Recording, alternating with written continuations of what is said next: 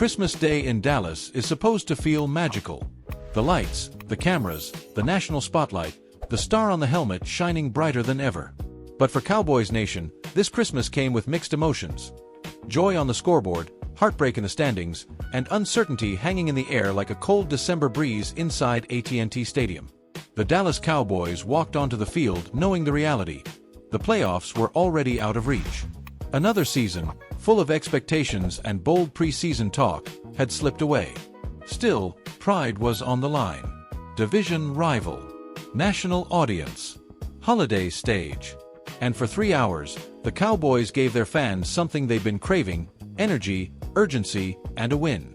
Dallas defeated the Washington Commanders 30-23, snapping a losing streak that had haunted the second half of the season. It wasn't just a win, it was a reminder of what this team can look like when things click. The offense moved with rhythm, the defense played with edge, and the crowd at Jerry World finally sounded like Cowboys Nation again. But here's where it gets complicated. This season marked the first year under head coach Brian Schottenheimer, a transition year by every definition. New leadership, new systems, new voices in the locker room. And as Cowboys fans know all too well, transition years in Dallas are never quiet. They're loud, debated, dissected, and magnified under the weight of the franchise's legendary past.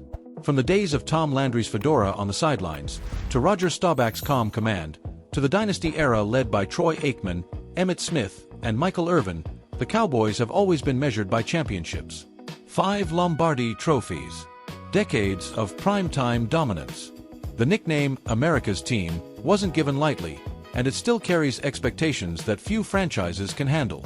At the center of this modern era stands Dak Prescott. Year after year, Dak has been the face of the franchise, the leader in the huddle, and the lightning rod for criticism. Against Washington, he played composed football, making smart reads, extending plays, and keeping the offense balanced. But the broader season tells a familiar story. Flashes of brilliance mixed with stretches where execution fell just short. For casual fans, the quarterback position is simple: throw touchdowns, win games.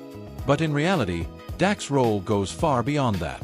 He's managing protections, reading defensive disguises, adjusting at the line, and trying to elevate an offense that's often fighting injuries and inconsistency. Still, fair or not, quarterbacks in Dallas are judged by January football. And this year, January will arrive without the Cowboys. And then came the moment that changed the tone of the entire game. Early in the second quarter, running back Javvante Williams took a hit and stayed down. Silence fell. Trainers rushed in. Williams walked off gingerly, and soon after, the confirmation came: he would not return. Williams' shoulder injury wasn't new. He'd been battling it throughout the season, limited in practice but relentless on Sundays. Against Washington, he was dominating early: 54 rushing yards, a touchdown, and total control of the tempo. When you talk about running backs, you're talking about rhythm, physicality, and momentum. Williams brought all three. By season's end, his numbers speak volumes: 1,201 rushing yards and 11 touchdowns, both ranking inside the NFL's top 10. In his first season as the Cowboys' lead back, he didn't just meet expectations, he exceeded them. Losing him on Christmas Day wasn't just a game-time adjustment. It was a symbolic blow to a season already hanging by a thread. Without their top rusher, Dallas had to pivot fast. The play calling leaned more heavily on the passing game, and receivers were asked to win one-on-one matchups. That's where CeeDee Lamb stepped up once again. Lamb's route running, body control, and ability to create separation kept drives alive and reminded everyone why he's considered one of the league's elite wideouts. Defensively, the Cowboys fed off the adversity. Pressure packages became more aggressive. The front seven attacked with urgency. And every time Washington tried to build momentum, a familiar number 11 seemed to be in the backfield.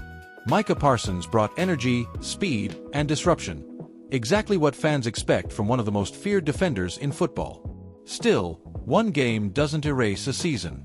Analysts around the league were quick to point that out. One former NFL coach said it best: Dallas isn't broken. They're unfinished. The talent is there, but timing, health, and situational football have to improve. And that assessment cuts deep, because Cowboys Nation has heard versions of it before. Statistically, this season fell short of recent highs. Fewer explosive plays. More stalled drives. Defensive lapses in critical moments. Compared to past playoff-caliber teams, this group struggled to close games against top competition. And in a league where margins are razor-thin, those moments define everything. Now the questions begin. What does the future hold for this roster? Can Dak Prescott finally lead a deep postseason run with the right support? How does Brian Schottenheimer build on year one and establish a true identity? And how serious is Javvante Williams' injury heading into the offseason? One thing is certain, the Cowboys remain one of the most watched, debated, and emotionally charged franchises in all of sports. Win or lose, they dominate headlines. They spark arguments at dinner tables. They trend on social media. That's the power of the star. So Cowboys fans, this one's for you. Was this Christmas Day win a glimpse of what could have been?